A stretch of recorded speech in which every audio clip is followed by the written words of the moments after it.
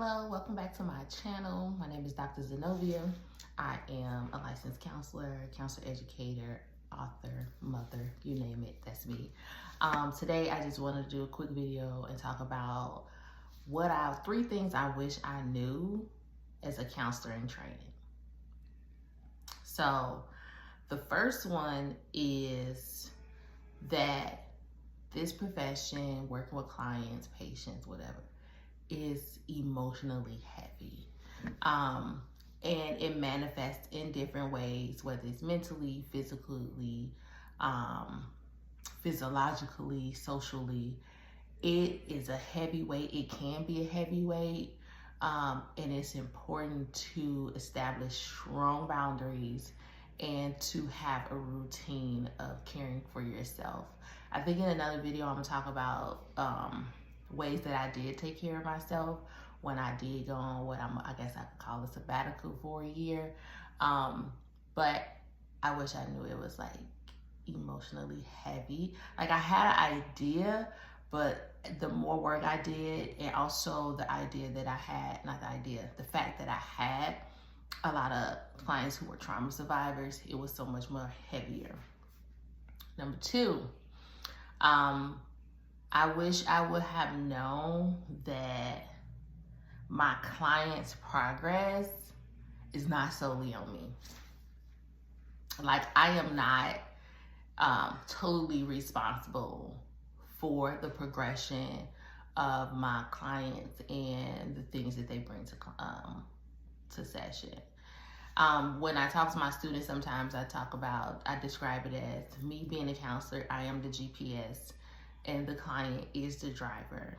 I solely give directions or guide them in a sense to make a sound decision for themselves. We are helping clients to be more self-sufficient rather than dependent on us.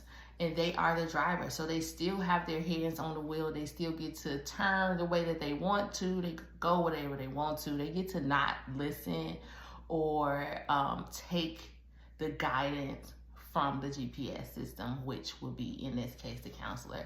So we as counselors are not solely responsible for the progression or the lack thereof of our clients.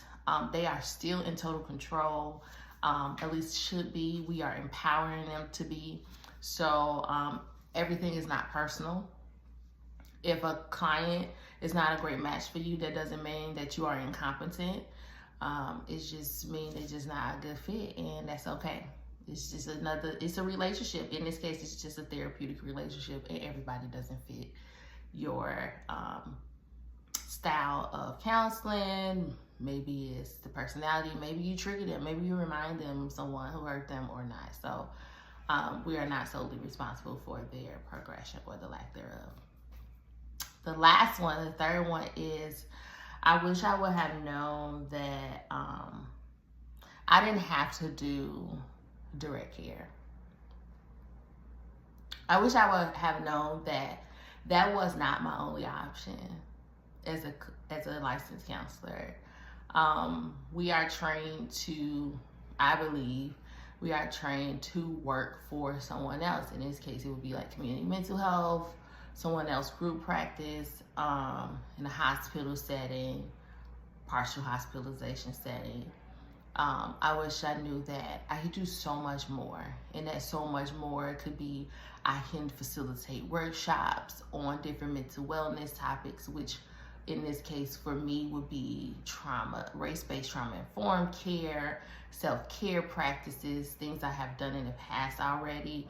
I can train. I am a trainer. Like I do that full-time in higher ed. So, but also even at a master's level, there's so much more you can do besides direct care. I think for me, I wish I knew how to diversify my career early on. It's not a lot of people who are actually willing to give that advice. I think more so now they are, but sometimes you have to pay for a membership to even get certain answers or certain suggestions or advice. Like, how do I diversify my portfolio in this career? And maybe I'll do a video about that, certain things that you can do.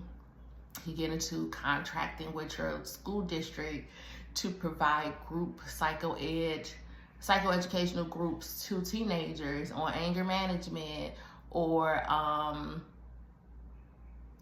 guess like self-regulation and stuff like that. So I think we should diversify our portfolio. And it actually, for me, would minimize compassion fatigue and burnout. So those are the 3 things that I wish I've known as a counselor in training.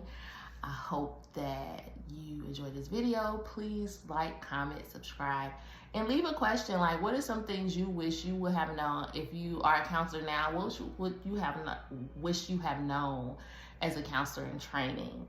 And for those who are counseling in training, what questions do you have for us?